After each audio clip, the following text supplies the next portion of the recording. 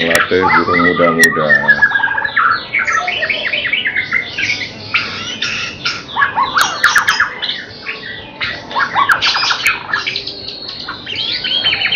Halo kawan kicau mania, melatih burung muda, melatih burung muda, keturunan burung bahorok. Kami latih terus menerus sebelum turun ke gantangan. Beginilah cara saya melatih.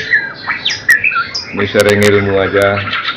Nah, ini yang satu baru mendorong buntutnya. Biar mentalnya bagus, saya latih begini.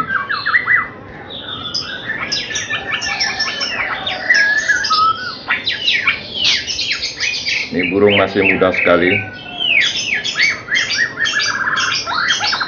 Burung pernah masuk gantangan.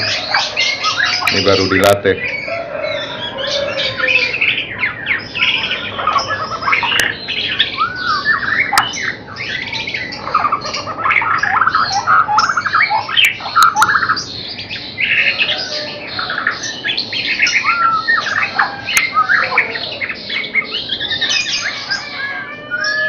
Biar mental